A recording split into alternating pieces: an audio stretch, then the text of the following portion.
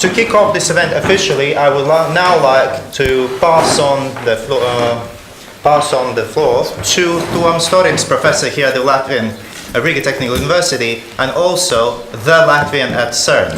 So, the floor is yours. Yeah, thank you, Daniels. Well, I'm quite impressed by the heavyweights we have around this table from both sides on a CERN. This is really assembly of the experts who are really dealing with industry and running the major projects of that lab, which is excellent center of the world. I see that from Latvian side we have also all the spectrum represented. So we have industry at full, let's say, flavor. We have all the companies or major companies who could be involved in cooperation with the CERN. We see the major agencies, a major also Chamber of Commerce and other, let's say, associations who. Behind them we have another industry. We see Ministry of Economics, and of course this is also policy question here. So if Latvia is going to join, and it seems that there is a strong commitment for Latvia to join CERN, we will indeed need support from all involved parties here. So I'm quite happy. And I would like to thank for organization of this meeting, Angela, and also Daniels, you to being here and to facilitate this discussion. Daniels Paulius is ex-minister of economics. Daniels is also president of Startup Association in. Board member. Board member, sorry, I just promoted you, sorry. President is a lady. My apologies.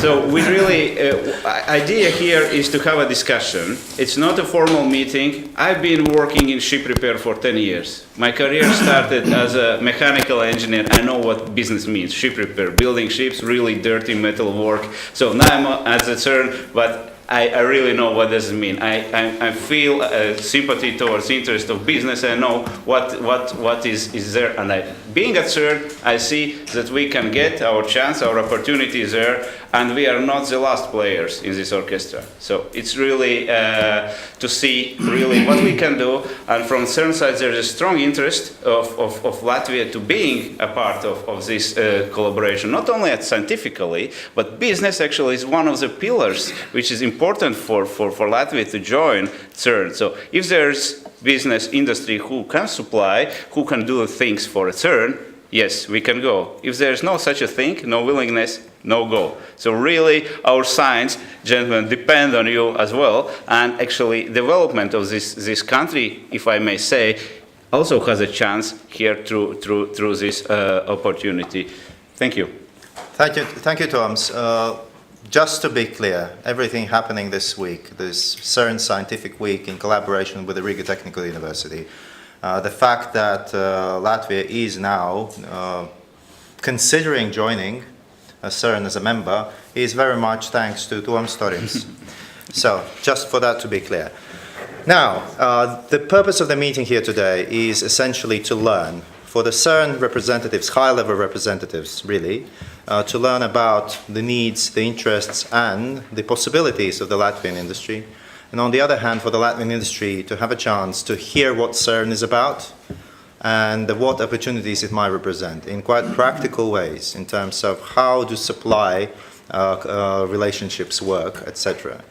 The mix here is great. We have, as Tuomas pointed out already, we have policymakers, we have the government implementing agencies, Latvian Investment Development Agency.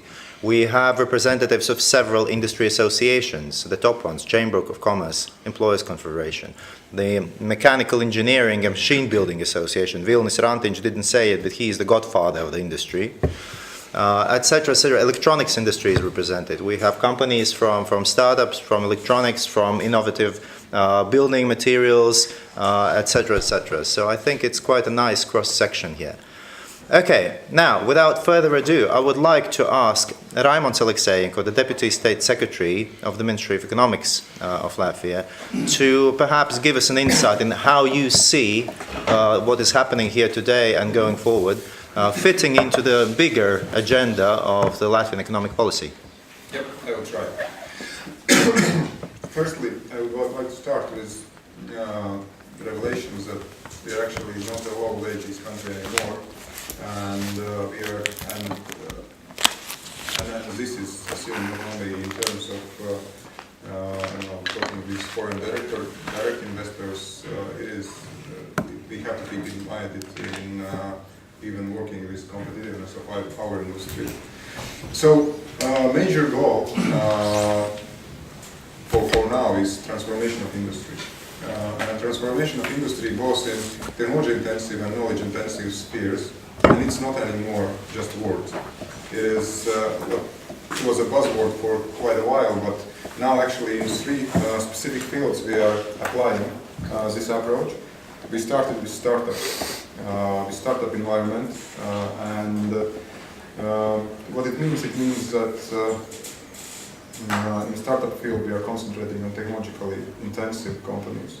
We are not trying to outperform Estonians with ICT. We are not trying to outperform other countries which are playing in this ICT game, but we are trying to build everything related to the knowledge intensive startups.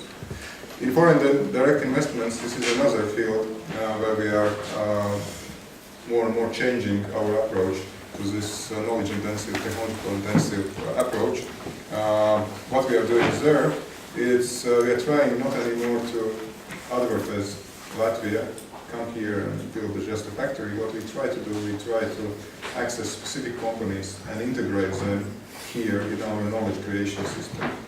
As an example, with company Roche, which are interested to invest in healthcare here, we are integrating them with Genome project, which is here. So there is quite good genome legislation, genome database, and on Latvia's ground, Microsoft will meet Roche and develop new, together develop new methods of healing cancer.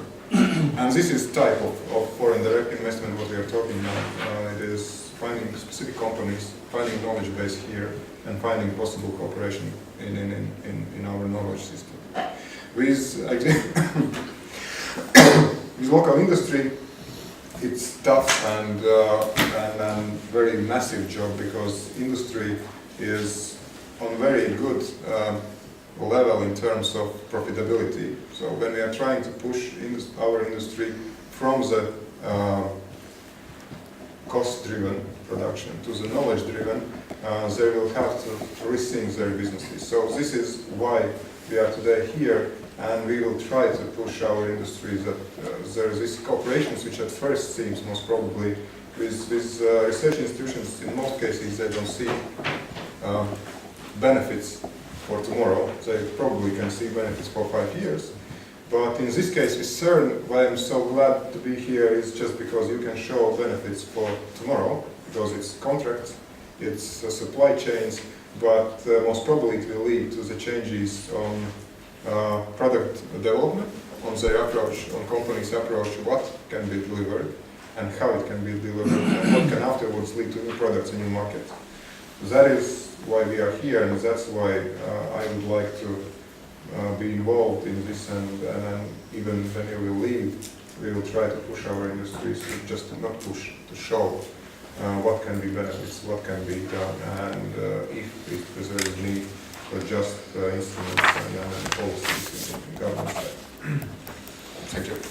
Thank you, Raimons. So to sum it up, over time, the Latvian economic policy has gradually shifted from, let's say, investing in increased productivity and scale to actually transforming the industry towards high value added and high complexity and higher knowledge intensity of what is being produced, services or goods.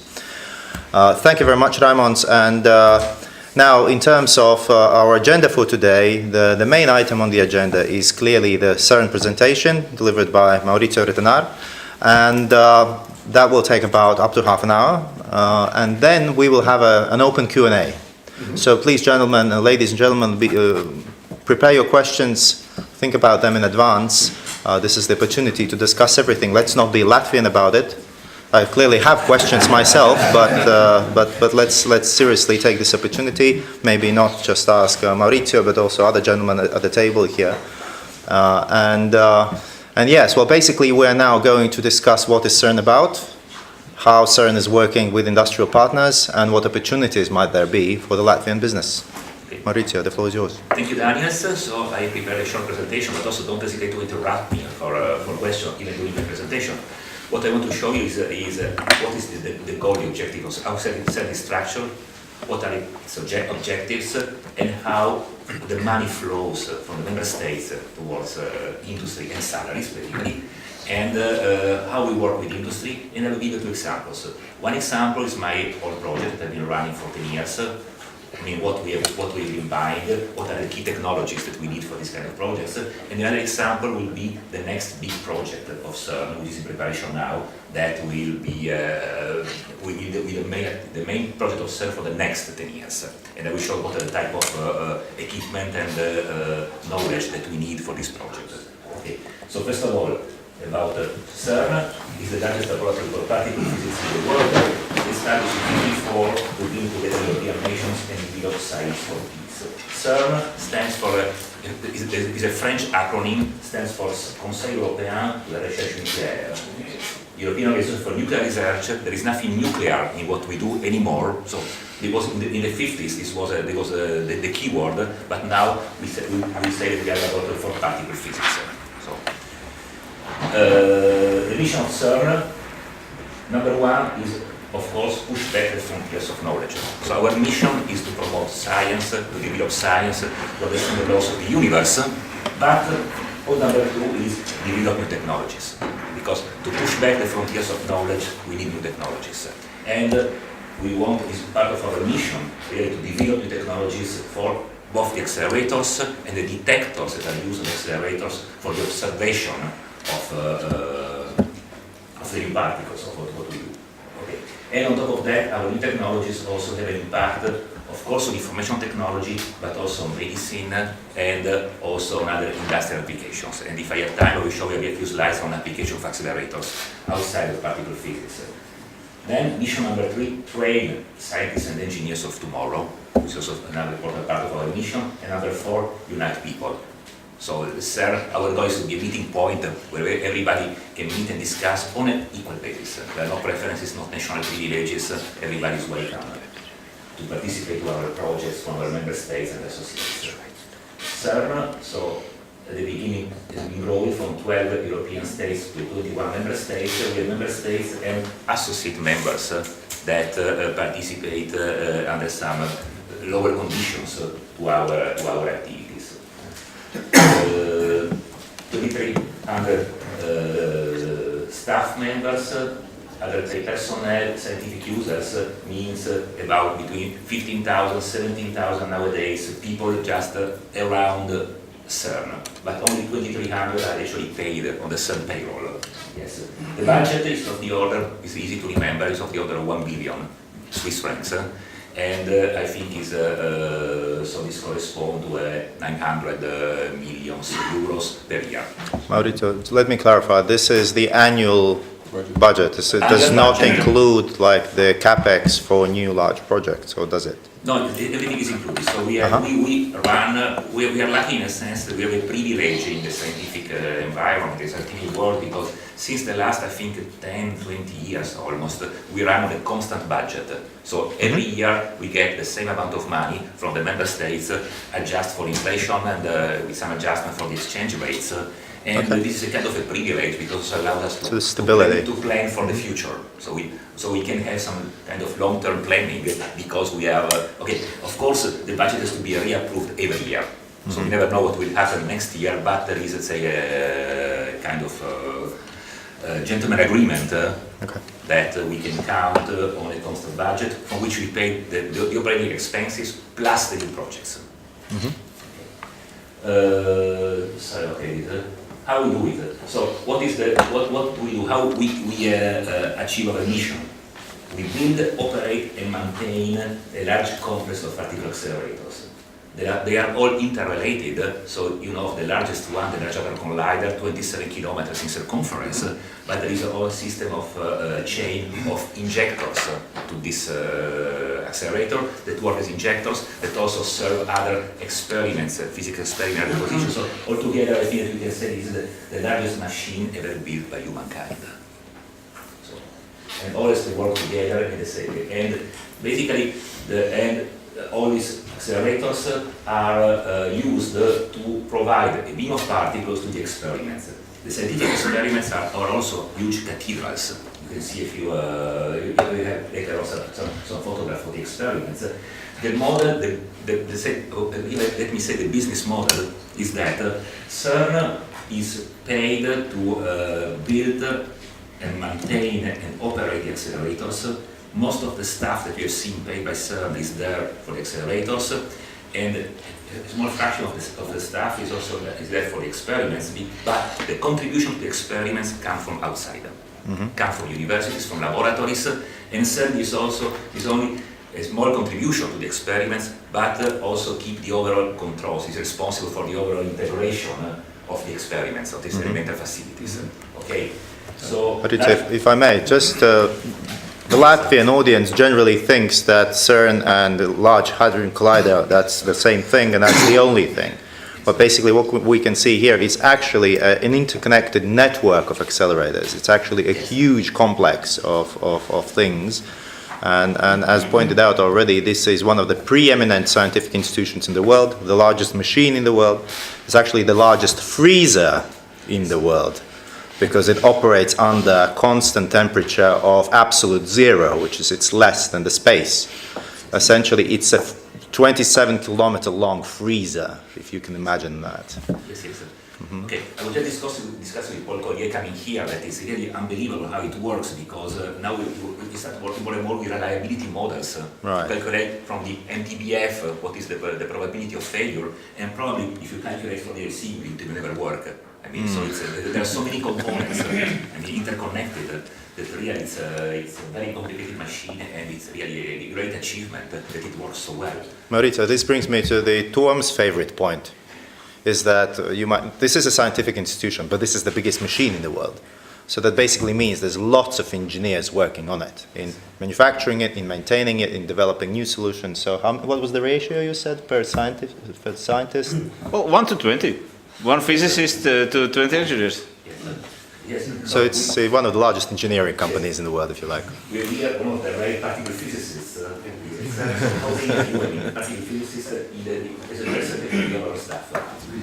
It's like 5%. That's really small. You might say that later on, but I love these sort of tagline sort of things, summaries. Now, there's one more thing you need to know about CERN. It's probably the third largest data company in the world. Yes. After Amazon and Facebook and wherever. Google, yeah, sorry. Yeah. Well, whatever. Yeah. They pale. So basically, the CERN creates so much data that they're buying the data processing capacity all around the world. So I'm sorry that none of our data center people came today, but we'll certainly tell them afterwards what they've missed. But Latvia was involved in the Baltic Grid. Right, through this Academy of Science, I understand. But I mean, in this case, our large data centers, which might actually have computing capacity, which is... But we'll deal with them later. Sure. Okay. Here in this picture, you see again the CERN, the conference, and the forest main experiments that are installed on the LC. So you see, so huge cathedrals full of equipment. So, and this is high technology equipment that for the experiment comes from all over the world, and also for the accelerator now comes from all over the world, mainly from the member states to industrial contracts. Maurizio, if I may again, I'll keep doing this if you don't mind. Please, Now, it took me some time to figure this out. When you say experiment, I was really confused in the beginning. What do you mean? What's experiment? What they mean by saying experiment is that on this tube there sit like several space stations up to the size of 9 floors high, which are actually the most advanced electronic microscopes or digital cameras, if you like, in the world. They're like 9-floor highs things sitting on the tube and actually studying the particles and the collisions. So that's where a lot of the equipment goes into. Sorry. And you see here these big experiments, Atlas here and CMS there, it's very, very small, but here you see the size of the person. This is a man standing next to the detectors. And behind that there are the detectors, and behind there's all the electronics that is needed to analyze the data, the result of the experiment, and transform into data that are processed in the data center. So it's a big endeavor. Okay, again, an aerial picture of the complex of accelerator. So the CERN laboratory is just only here, and my office is somewhere there. You see, and this is the main CERN site, and this is the 27-kilometer accelerator. So it's very amazing. So 21 member states, about 1 billion Swiss francs. Yes, these are how so the budget comes from the member states, and it is shared proportional to the gross national product. So there is a formula that allows every year to calculate, also compensating for the exchange rates, the contribution. Of course, the largest economy in Europe is Germany, so this is the largest share of the budget, and then we go down to the smallest, which is Bulgaria, at the moment of this slide, with 0.28%. So when Latvia, I'm not saying if, but when Latvia would join, it would mean in the associate membership 1 million, yes, and full membership 1.7 million yes, contribution. So 0.1% will be the last the list, and even I think even joining as a full member will be about 0.17. Half like Bulgaria. Half Bulgaria. Half Bulgaria, yes. So we'll be there, we'll be in the list, but In all the list is probably not important. yes. Yes. The thing is to be on the list, wherever we are, but to be on that list. That's the thing here. But we are growing. We are one of the highest growths in Europe right now. So it's so you have a potential All right. to go up the list. To climb the list. 50%. Yes. Okay. CERN budget. So okay, this is a correction. So now it's about 1.1 million. The budget. Okay, this is already. CERN expenses. Where does all this budget go? I mean, it goes to personnel, about 58%, so this is salaries, energy, water, and 35%, a bit more than 1/3, is in goods and services. So it's material and services for to run the complex. Okay. Let's go to the next slide. All right. So we say services, goods, what are the key technologies that we need at CERN? To run the laboratories here, so the main point is that our work is not all about advanced technologies, but you need really a lot of other things to run a big show like what we have at CERN. So a lot of money also goes to conventional equipment, cooling, electricity, electrical equipment that really is needed to run all the complex. If I list the key technologies, of course, number one is electronics. Electronics, fast electronics for data acquisition, without electronics for the electronic system of our accelerators. This is one of the main, let's say, technologies. Electrical engineering. There is a lot of equipment you need between the electricity network. We get our electricity from France.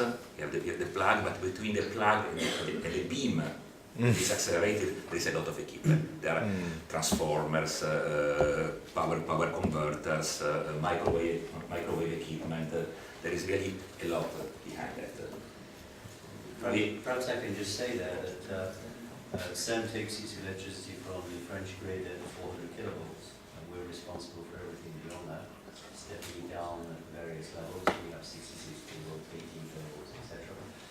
Over the next 10 years, we have a project to renovate a large fraction of this complex, the electrical engineering part, of a value of just over 100 million francs. The new equipment, new transformers, new transmission, etc. So it's one particular example of what we call consolidation, continuous revenue. Yes, because something that I didn't say is that let's say of the money that goes to goods and services, maybe 20%, 25% goes to projects. Yes, and all the rest goes to operation, which means continuous maintenance of the equipment, but also to consolidation. Because our oldest accelerator, the proton synchrotron, was started operation in 1959. We keep it running, but it requires a lot of work. So we change every year. We change something. we renovate. I think that very little, just only the metal of the magnets probably dates really back from the 50s. So when you say consolidation, you mean continuous improvement and upgrades Exactly. of existing equipment? So Okay. every year we stop our accelerators for 3 months, and every 4 years we stop for 2 years in a row, and during that period we make a lot of changes. We dismount many parts of our accelerators, and we reinstall new equipment to keep everything up to date. So let's say to keep the reliability that we need from our accelerator complex. Okay. Yes. So electrical engineering, precision mechanics, mechatronics, of course, magnet technology. So to keep our particles inside the ring, we rotate them in a magnetic field. And this means high field magnets that are built either with conventional, let's say, technology or with superconducting technology.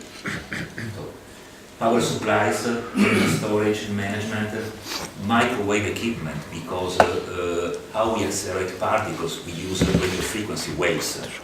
And these waves we have to produce, we have to amplify the power, we use powers of in the megawatt range at frequencies of in the hundreds of megahertz range. And there we have a lot of equipment at high power but also at low power to control all these systems. Of course, computing and information technologies, civil engineering and buildings is also an important part of our expenditures. All instrumentation that includes accelerators but also vacuum equipment, because the accelerators have to operate in very high vacuum conditions. So there is a lot of work on that. Cryogenics, because as you say, it's the coolest place in the world, the Large Hadron Collider, operating at cryogenic temperature, superconducting magnets, so all what is required for cryogenics, which is a lot of, let's say, cryogenic equipment, but also a lot of piping, basically. So I'm always amazed. I mean, plumbing, yes, that is really needed to do that. And then mechanical structures and materials. There is a lot of work on itself and development of new materials to deal with the energy contained in these particle beams. Yes. So, key technologies. But how do we approach these key technologies? So, we tend to develop some technologies in-house and then go to industry. So, whenever we can, we try to involve industry in our developments, but it is always very difficult to involve them in the first stage. When you do R&D, I mean, as you say, industry is interested in immediate gains. They don't have long-term plans. So it's always difficult to find companies with long-term plans. But we have a long-term vision. We tend to have a long-term plan to do long-term developments. But as soon as we can get some industry on board, we try to get the industry on board for the prototyping phase. So prototyping, we try to do with industry. If it is not possible, because they're not interested yet, then we do the prototyping in-house, and then we go to industry for the series production. And we have one comment when we talk of series production. It's so the good old days of the LHC are finished. At the time of the LHC, I mean, CERN has built 1,400 superconducting magnets. The largest series was 1,232 superconducting dipoles, all identical. Yes, so this was a long time to develop that, and this was a really big series production. Now, the good old days are finished. We don't have any big, large construction project in perspective, but a lot of upgrade work on existing accelerators, as you will see, so upgrade projects where we need only relatively small series. Small means from between a few units to some maybe hundreds of units for some specific components. Okay, so but what we need is flexibility. What we need are companies that listen to us, that are ready to interact with us. So this is the point. Maybe now I divagate from my slides, but I think it's also important to say that what we always want to do is to keep the competencies in-house, because when we buy something from industry, it's very good, but then we have to run it, to maintain it, and to repair after the end of the guarantee period. So we have to keep the competencies in-house. People must be knowledgeable of all the components that we get And also, we always say that if we cannot get it from industry, we must be able to build it ourselves. So we keep the competencies, and so towards industry, usually we tend to be a very demanding partner, in a sense, because our people is always technically competent on what they ask. But on the, so it's very, this can be annoying for some companies, but for some other companies it's a plus. It's something, it's an added value of the fact that interacting with our engineers, they tend to do a better product that then has also perspectives outside of CERN. So this, I think, is maybe the main added value of working with CERN for industry, I believe, is the fact that there are people that at the same level, engineers, that can talk together, can discuss, can really improve the product. And also, we don't want to treat companies as just pure suppliers. We always try to interact, and we send people to companies very often to discuss, to see how things are done. And this is, I think, how we tend to work with the industry. Maurizio, I have a question here. Do you have like a conscious diversification policy for suppliers? Because I was visiting, thanks to Tuomas, one of those smaller accelerators, and you could see that there are similar machines in the same hall, but half are from one supplier, I think German. The other half was French. Yes, sir. So would you like maintain it so that you don't have monopolistic relationships with suppliers? Do you actually try to buy from different? Yes, yes. So I must say that our tenders are very open. Yes. First of all, are very open to all nationalities, to all members of CERN. Yes, to all member states. And also we try to we try to avoid having a monopoly. Having a monopoly, we try to avoid it is that every time there is a new contract, we start again on the same basis. There is no privilege for those that are already on board. Yes, but also for some contracts, like one of our contracts for Iran 4, we even decided to split it between two companies to keep some competition between the two. And in fact, it was even more difficult because now I go to another point that our tenders are in principle reserved to member states and associates. So we cannot buy American, we cannot buy from China directly, at least. All our components, all our suppliers, they have to declare that more than 50% of the parts of the product come from Europe. Then some of them make a calculation a bit an approximate way, but nevertheless, I mean, more than 50% of the parts of any the company, the supplier must be in Europe, and more than 50% of the components must be European. Nevertheless, in some specific case, as this is the case of this contract, we decided to split it in two between a European and an American company, because this European company, they had a monopoly in Europe. They were the only European company that was able to supply this microwave equipment, and they kept a bit, so they were very happy with this position. Yes, and we had problems with them in terms of quality and price, so we said, let's open to the Americans. The result is that both components was perfect. Absolutely good price and excellent performance. So we try to open up as much as we can, even if we have this limitation of buying only from member states. Yes. For experiments and also sometimes for accelerators, we have in-kind contributions from non-member states. So a way to bring on board usually supply companies from non-member states is that the state pays directly the company, for example, US. So there is a US contribution to CERN accelerator projects that goes to contracts with American companies for accelerators, but also in particular for the experiments. Is a model that also is very much used. Another point is that contracts and orders are awarded to the firm whose bid meets the technical, financial delivery requirement and is either the lowest or represent the best value for money.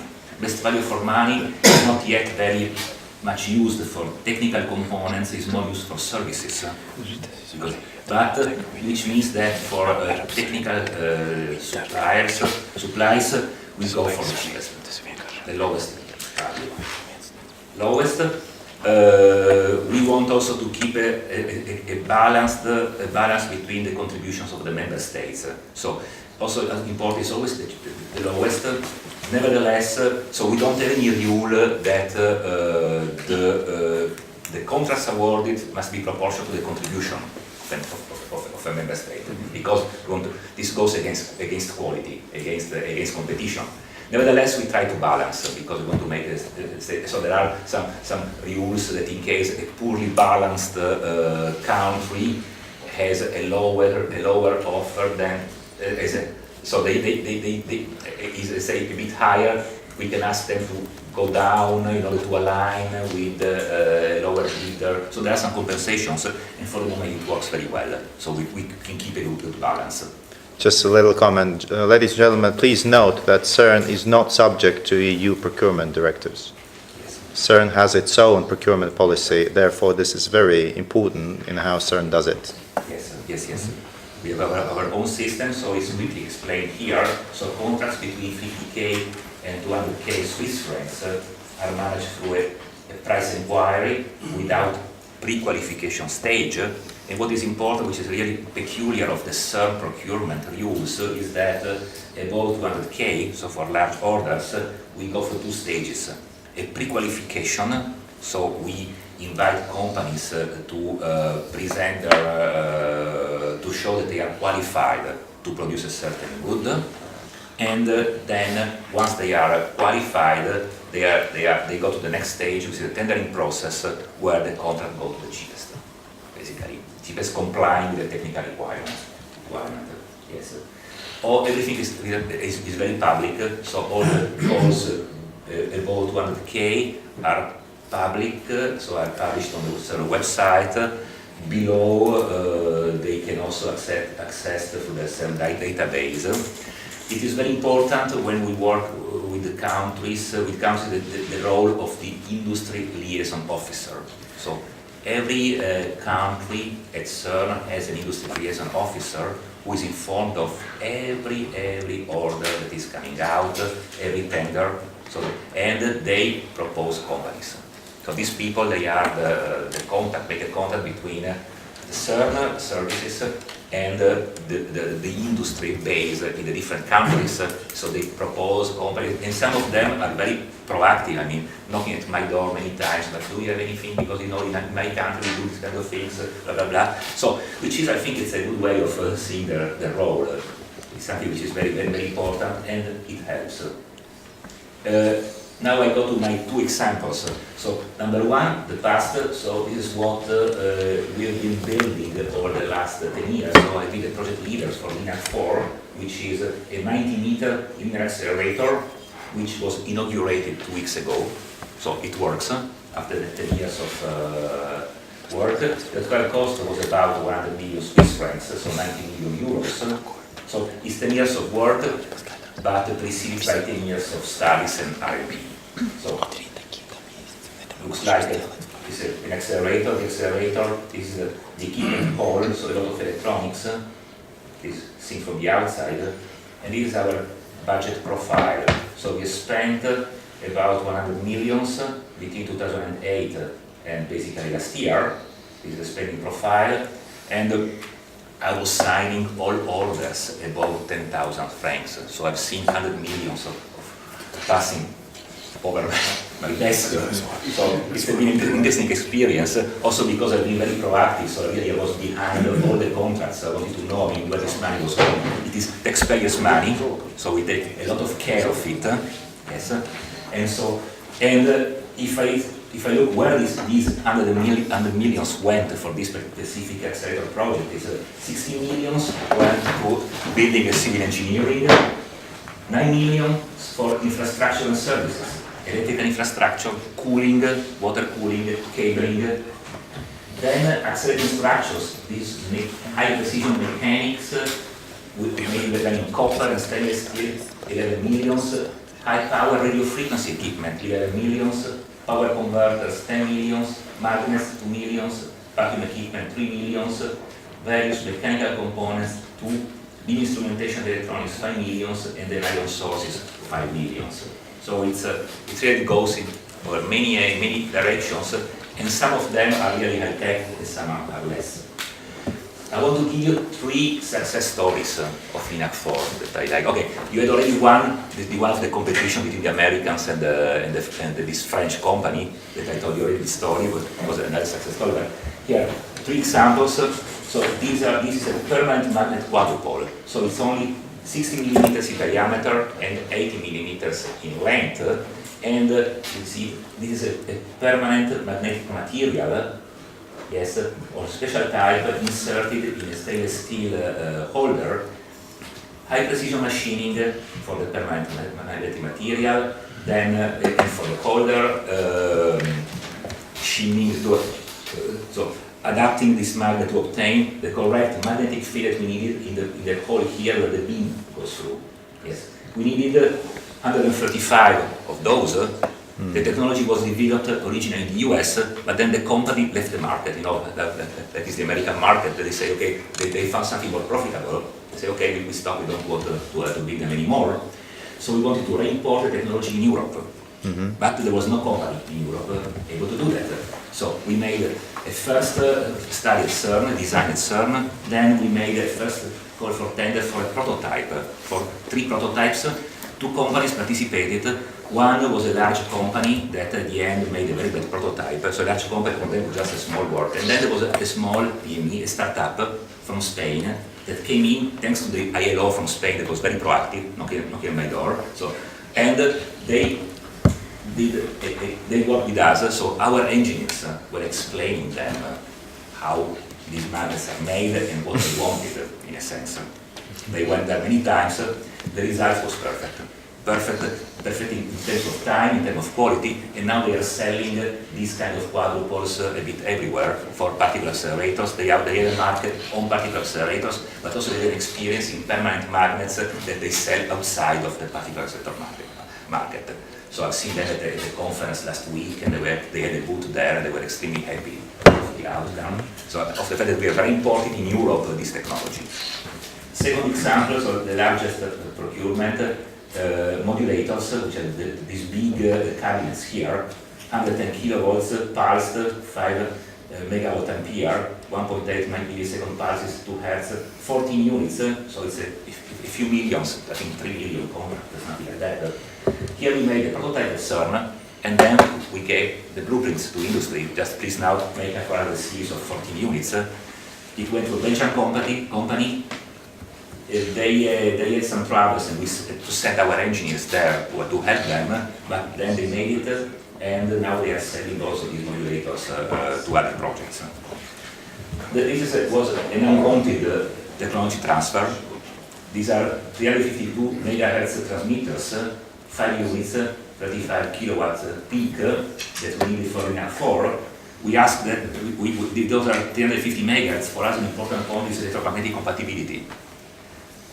And we told them, okay, do you know we need electromagnetic compatibility? They said, yes, no problem. When we went to the company, to the factory for the acceptance test, they had no idea, so they were leaking everywhere. So we had to send our people there to explain them how to improve them, how to make them leak tight. And now I see that in their brochure they say they are expert in electromagnetic compatibility. Probably are. But okay, to give you an idea anyhow. So basically, Mauricio, in other words, you are actually acting as a business accelerator as well, not just particle accelerator, right? Yes, sir. And This also, is very important. and now also we try to extend our role because we work more at certain applications of accelerators. Well, now, in a sense, we say that a business accelerator, wanted or unwanted, we are playing this role, but for the accelerator market. So these are mainly units, these 3 companies now are selling on the particle accelerator market, which is a growing market, by the way. So we are building a lot of particle accelerators in the world. There is no unemployment in our community. All the young people that work with us, they always find very easy the job, there's so much work. But now we try to see ways of using accelerator technologies or our technology outside of accelerators, and also try to be more promote a bit more the use of these technologies outside the accelerator market to find new applications. Okay, next projects. So what is the next on the shopping list for CERN is the high luminosity HC. So the HC, so what we want to do is an upgrade of the Large Hadron Collider, which means using the 2-year stocks that we have every 4 years to reconstruct large sections of the Large Hadron Collider. So a total of 1.4 kilometers of DHC have to be completely redone in the year 2025 and 2026. So 10 years from now. So it's another 10-year project that will be completed hopefully in 2026. And the goal is to increase the luminosity, which is the number of particles for the experiments, by a factor of 10. It's a big increase, a factor of 10. It's important because it corresponds to waiting 10 times less time before having an interesting conclusion for the experiment. So for the physicists, it's just increasing their life by a factor of 10, which is a gift that we want to do to make the physics community. But yes, many points along the ring. There's a lot of civil engineering included, and this is now basically the largest physics-related construction upgrade of DHC. A large number of participants, because it's again a large international collaboration. So part of the equipment for the upgrade comes from the budget of CERN via the member states, and another part comes from contributions from non-member states that go to their industry. So, and you see a lot of American contributions inside this project, and also contribution from Japan. Yes, plan. Here there are no dates, but basically we are now here, so 2017, and it will be running from 2000. The deadline is here, 2026. Yes, general plan, expenditure plan. You see. So this is really a big project. So a total of 1 billion is the cost of this upgrade, which means that in the peak years, which is going to be very soon, this project will be spending 100 million per year. So it's 10 times what I did for LINAC 4. Yes. So, but you have to be very quick because you see that the peak expenditure is here, and then we go down. And already now the game has started. The game has started for this project because first of all the decision make or buy. We want to have the competence to, in principle we can build everything in-house. Hire more people, we could do it, but we don't want it. We want, as soon as we can build something outside the industry, we do it, but at a reasonable price and with reasonable chances of success. So the first choice for this project now is to decide what they make and what they buy. And also for what they buy, there are a lot of intermediate solutions. So even if you don't buy the entire product, how we subdivide the product between parts that are then built in industry and integrated at CERN into the final product. So, and you see, so they are now going through this process of acquisition strategy, functional specifications, engineering specifications, decision, and if they go for industrial procurement, then they have to do the specifications are checked by specification committee, and only at this point one goes to the final specifications and to the contract. And for in-kind in-house construction, one has to go through internal or collaboration agreements. So there is a complicated process. Here are some examples that have been given. World polling, 18 kiloamp converters, where they are now with engineering specifications, what they want to do and how they are going to work to find the different suppliers. In some cases, here you have an example of the cryostats for the magnets. They've already a list of companies that have been already identified as potential suppliers. So this process now is going on, but these are, let's say, large components, the cryostats. The game is still open for smaller components that are not needed at the very beginning of the project. So for all the electronics, for example, this is still in the decision process.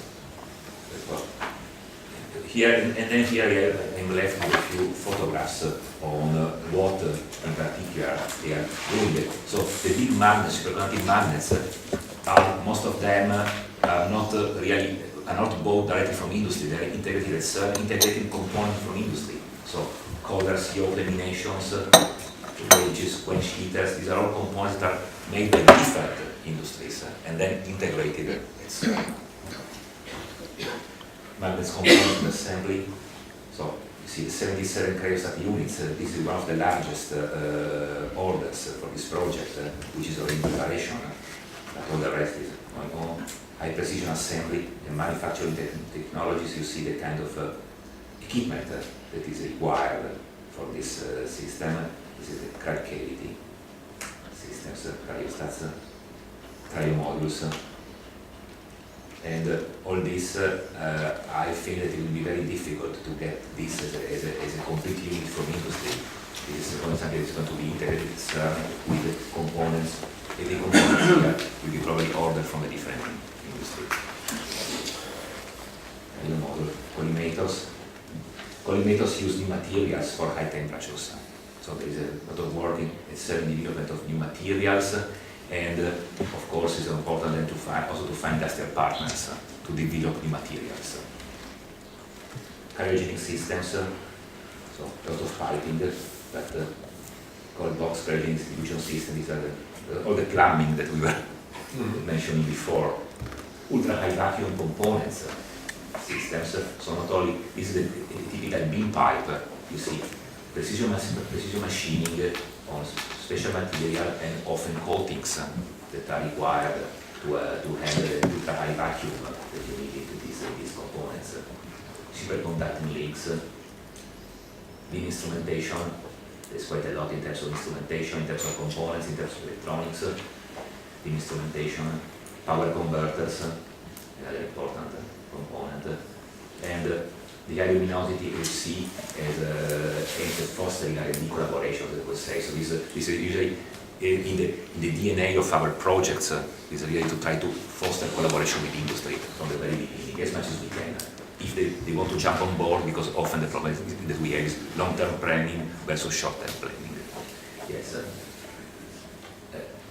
Understanding industry capabilities and the know-how that could come from industry is the best way to specify equipment that can be built by industry. So this slide is not for me.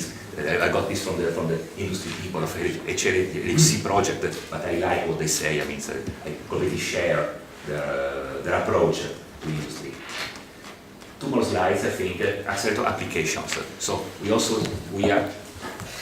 to see also applications for our components outside of the accelerator market, but also we want to promote application of accelerators outside of particle physics. There's quite a lot to be done. We work now on compact accelerators for isotope production in hospitals. We have just been approved the construction of a transportable accelerator for artwork analysis. And we want to work more on carbon linear accelerators for cancer treatment. We want to work on radiotherapy accelerators designed for low and medium income countries to make a very compact and solid radiotherapy accelerator for hospitals in low and medium income countries. We want to work on alpha particle accelerators for therapeutic isotopes. So there is a lot of applications, and for all of those applications, this is not our mandate to go to the end of these applications, but we look for scientific and industrial partners that are interested. So we have a portfolio of patents, by the way, that is also something that could be useful. This is on the web, but also on top of the portfolio of patents, most of the technologies are not many technologies we do not patent because they are too specific, but it's something which is available to member states, companies, and laboratories for things that can be developed together. This is the system for isotope production in hospital that we have designed. You see, this is the target for isotope production, and the advantage is that it's something which is very, very light, only 7 meters. It can be installed in a hospital for production of isotopes for diagnostics, PET scanning. This is our artwork RFQ, our artwork accelerator, 1 meter length, transportable, only 100 kilograms, that can be transported to museums or archaeological sites for a surface analysis by an X-ray emission of the composition of the surface layer of a painting, for example, of an artwork. And this is the end of my presentation. Thank you, Maurizio, so much. It clearly took longer, but I think it was worth every minute. Just to reiterate one more point, which has not been said before enough, is that CERN is indeed sitting on a huge pile of scientific knowledge. Some of that is patented, some not. And there is actually probably a gold mine of industrial applications there. So whoever gets to work with CERN probably can get some access to that knowledge as well. Okay, ladies and gentlemen, we have officially 22 minutes now. Your questions, comments, anything. Gentlemen, anything to add to Maurizio from CERN? No, not now. Okay, in the Q&A. Good. Questions, comments. Shoot. Nikolai. I have several questions because we commercialize scientific achievements. First of all, it's what you finished with this. You have bunch of patents and know-hows and so on. Very practical question: with whom can I speak how to commercialize it? Through for patents, in particular, we have a knowledge transfer group, and you can get in touch with Giovanni Anelli, who is in charge of the knowledge transfer group. And they are there to facilitate the transfer of certain technologies outside of CERN. And Toms, of course. Okay, Toms. Okay, so second question is, you mentioned that you said the contracts are awarded to the company who needs the technical, financial, and something like that. Yes. What about startups? Because very often deep tech startups, they need not money, they need qualified industrial expertise. And do you work with startups? First question. Yes, so I always try not to put in my contracts, in my specifications, any requirement on previous experience. This is my, let's say, my policy. Yes, because I think that we have to promote people that is, we don't have to restrict to the usual club of people. So this is, I always try to take out of the specification for the contracts where I am responsible. Yes. Right. Others I know sometimes for some specific things, I mean, they ask experience because of course it's a risk to work with new companies. But I think that it is a risk that we want to take, and often we don't find anyone else than startups that are willing to do it. So. But if, for example, if some startup has technology what you really need, but TRL level is lower than you can afford to work with. Can you decipher that, please, for others? Then usually we go into stages. So first of all, a prototype contract for a prototype. We qualify the prototype, and if the prototype qualifies, then we go to the second step, which is series production. Okay, cool. And usually when you do prototyping, as we did for the magnets that you have seen, we do it with 2 companies or 3 companies. And for this quadruple magnet, one was a big German company, and the other was a Spanish startup, and the startup was better with a prototype. Okay. I guess. Thank you, Daniel. So I will give some brief things. From Chamber of Commerce, we will pushing to our government to decide to be part of CERN, and I will answer why. Because our average productivity in our business and is more or less half in the middle of Europe, and if we want to be a developed nation and to push up our life level standards, we have only 2 ways to become more productivity and to push our export. And if we want to push our export, again, we must come to more productivity. And that means for our entrepreneurs, this connection, this CERN is very important. And of course, through this joints, through this cooperation, we see we can become more productive. Thank you. I guess I think I have something nice to say to you about this. We should have said it earlier, but it's nice to leave dessert for the end. So here we have a letter which was handed to the CERN representatives on Monday, which says the following: I would like to inform you that Latvia is looking forward to bringing the cooperation to a higher stage in order to enjoy the partnership with CERN to the full by considering application to its membership status, first as an associate member, followed by a full membership, signed by Māris Kučinskis, the Prime Minister. So we are on our way, but industry support will be very much needed if you see opportunities there, which is why we're here. I'll send a letter around if you want to take a look. So who else would like? Please. Sorry, but... Vilnius, you'll be next. Sorry, but probably I have such provocational question. Participation of Latvia in CERN project, assuming that we have here enough no, a big number of specialists in applications of CERN.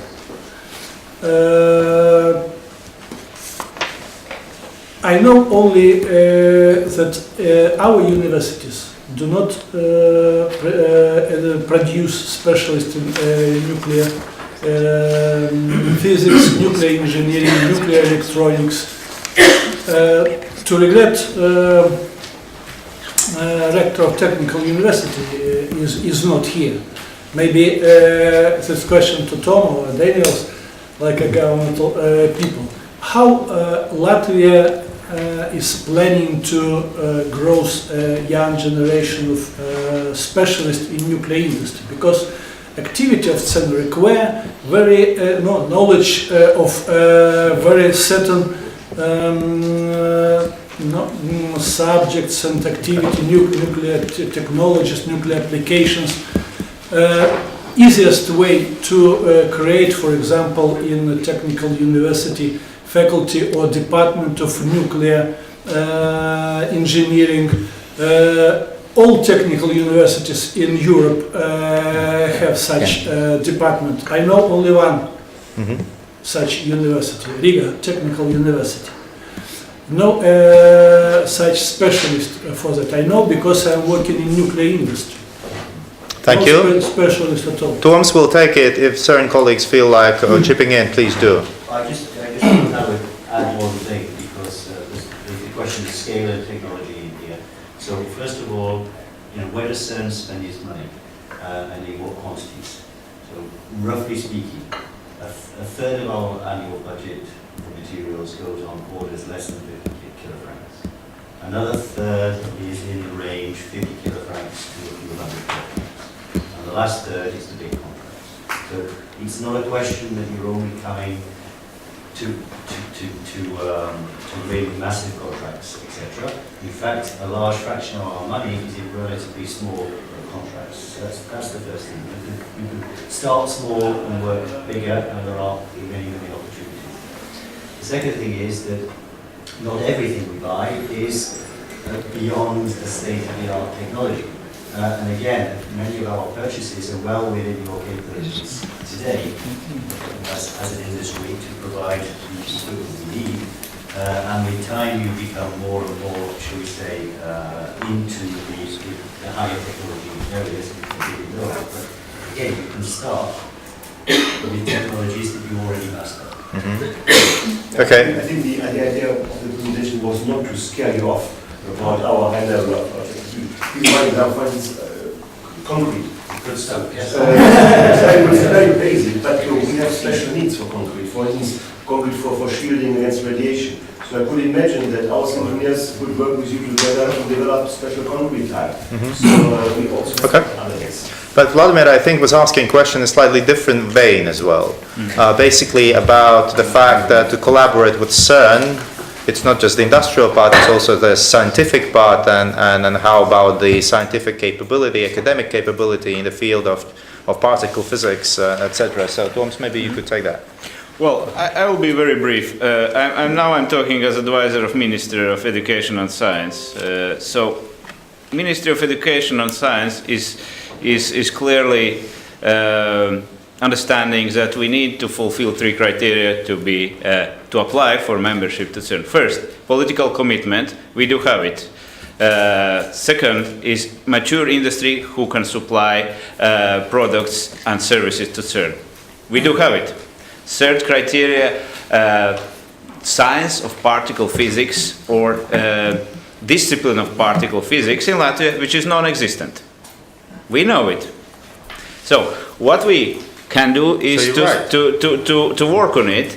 And actually we did start to work, and there is already ideas and real people behind it from three universities, from Riga Technical University, University of Latvia, and Riga Stradiņš University, which is medical physics, to start to create a cluster of particle physics in Latvia, and we are going from bottom up. We are talking to the scientists, to young scientists, and we do have at least one PhD student who works for CERN, who can be actually driving force for particle physics. So we will create the thing, and this is one of the prerequisites to go towards the CERN. So we are aware of that, and that's a homework to do, and not something only to show up to the CERN that we are good enough, that we created, for example, chair of particle physics in RTU or in other university.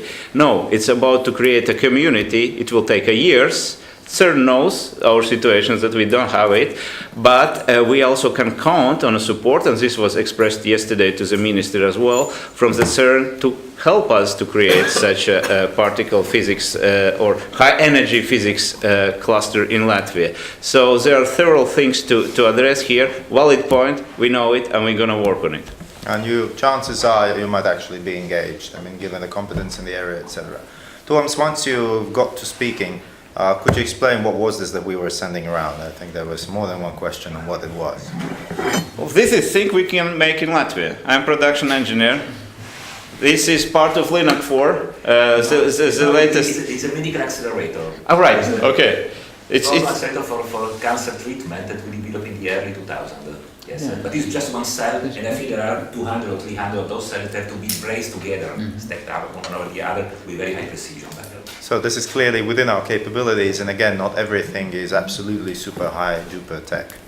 Okay, Vilnius was next, please. I would like to give you very short information about mechanical engineering sector in Latvia. Yeah, I think it's more better. We can look and read. There's a catalogue of enterprises with Very profiles, etc. So, in case you like. Immediate question. Do you have company, maybe small, maybe special? We have with super precision machine. super precision. Yes, we have companies super precision too. Yeah, but This means that we are, for example, looking for structures, maybe not the machine for the future, for future. Also precision of say tolerances of 5 microns over the zero quality is necessary for electrical processes for very high frequencies of currents. And there are not so many companies in not too many, but we have. Well, one question, just trying to have example. Yes. The competence of Okay, so Anton was next. Go ahead. Yes. I would like to address your question, the provocative one. I love the provocative ones, and I have something to tell about here. So, going beyond science from academia, we also have science from startups. One thing that particularly I want to drag attention is this deep tech technology commercialization platform that we have here, which is nursing, incubating, accelerating science from all over the CIS countries, establishing European companies that are then commercializing world-class knowledge in various industries, ranging from nano coatings, biotech, etc., and also some of those could be potentially applicable in CERN. So this is why one of the competitive advantages of Latvia here is that we don't only source science from academia, but we have a platform that trampolines the technologies from CIS countries via commercialization reactor, and we have CEO and founder of commercialization reactor here. So yeah, just one thing, that we are not limited to our own knowledge here, scientific knowledge. Okay, who's next? Sure. About procurement, financial thing. If Latvian company will win, for example, some contract, and typically company goes to fulfill this contract together with Latvian university of something like that, state-owned university.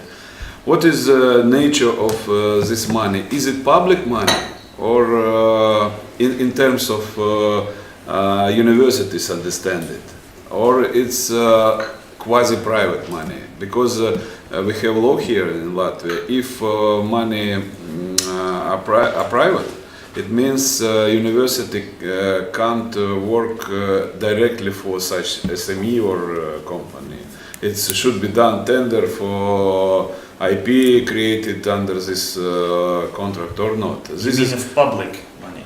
yes, this is a very, very important question, because right now we have a story with European Space Agency, and we asked Ministry of Education, and we can't get answer for 2 months.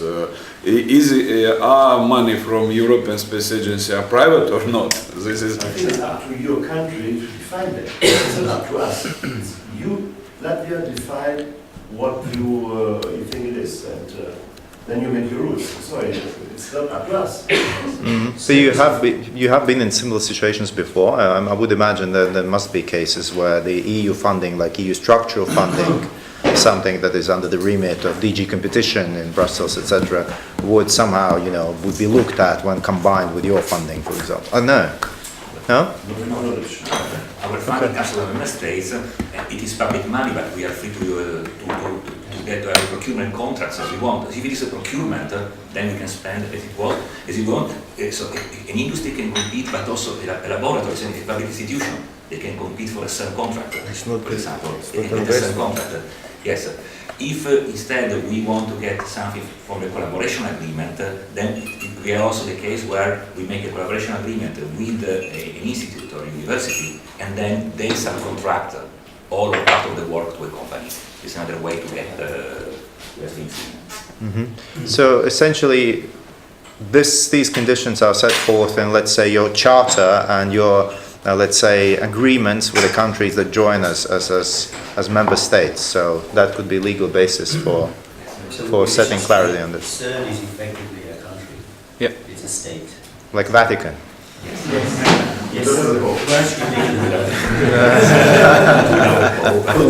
Well, actually, CERN is something like United Nations. They don't pay taxes. They don't follow European Union procurement rules. So this is much simpler. So the reply in a way to your question is European Space Agency is European Union project. It falls all under these rules which we have in European Union. CERN is completely independent from all of EU rulings, directives, regulations, etc. We are binded at Latvia, of course, we are EU member state, but it's not a requirement from a certain side. But this is valid question. We have to actually to think about it when we will be negotiating our accession and partnership. Maybe it's just good to clarify it from outset. So I take a note of what you said, and that's my homework. Well, this is probably something we need to really clarify with the Ministry of Finance, with CEFLA, with the Contract and Finance Authority that deals with the EU funding, etc. So, but that's good arguments. Thank you very much. Okay, some concluding questions. Our time is running out, ladies and gentlemen. Yanni? I can make a short one. So we are, as a company developing this concrete, we are working sometimes in difficult situations, like for instance in South Africa, we are working with spherical array, which is building a big telescope array, big telescope put into space. So they needed a kind of concrete that would be cracked and would be very stable. Then they found us, because no other technology can do this for them. But it always depends, they know us, and there's a way how we can communicate and work together to develop the application. How would I do that with CERN? I think the most important thing, and I think Mauricio has highlighted very well, is the industrial liaison officer. So you cannot overestimate the influence of this person, because this person has to know the local industry, has to know the project at CERN and make the matchmaking. And it's very important to carefully choose. And we have good examples at CERN, we have bad examples. So I hope that Latvia will be the best. Yes. No doubt. So a normal liaison officer would see when there is a tender coming out concerning concrete, would ask to add your company to the list of persons to be contacted. A proactive liaison officer will knock at the door of the people. Are you anything in preparation with concrete? Do you need My small remark concerning with the letter of the intention of the Prime Minister, which we appreciate very much, and the intention of Latvia to become associated and full member.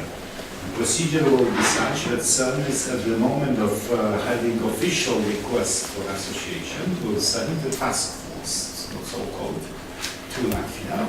And one of the important points is to have a list of companies which may be visited and are visited to show the level of the companies. So we are very happy that you are here today and giving, say, a hint as this may look like, suggestion for future actions of the driving force here. Point taken. And also our engineers and physicists that might not always know exactly the latest technology. So maybe by having this contact, then we even change our project because now we have materials which would allow a different design. So I think at a very early stage, don't wait until the contract is out. Be, as Martin said, be proactive, the ILO should be proactive and say, okay, we have some engineering for the high-end LHC, so why not contact you? Yes, exactly. So one more thing, where we are organizing, say, exhibitions or meetings with industrial representatives of the country. Regularly, the countries already member state. Yes, probably it will be an inauguration also for you to come and present many things. No, I was actually going to mention that I just came from one in the UK, the Highland LHC Industry Day. Now, this is the third one we've run, and in fact there will be another one in February, but this will actually be driven by ESS, the European Installation Stores in Denmark. It's a very large industrial event, but CERN will be there as well, participating in it. We decided that we will let ESS be the organisation, we'll just come and enjoy ourselves. So it may well be worth finding out some information about that. There's no reason why Latvian companies already cannot go there. And you are in touch then with the accelerator community in general, not just itself. Thank you, Paul. Now, I respect our time here, and I will now give floor to Professor Torims for the concluding remarks. Well, we can stay longer here. We can take our time, but well, let's try to, because we are live as well. People are watching us, and there are other meetings. I will try to give a big picture and to wrap up what I heard and what is let's say my feeling about Latvia and CERN. So, for industry, CERN is also a good marketing tool. We are talking about new market here. We are talking about potential to go out. Scientific accelerators is 1%. 99% of accelerators are out, and this is business opportunity. And why not take it? We need to get there. We need your support, gentlemen, ladies, industry associations, to push our government or to encourage our government to become associate and full member of CERN.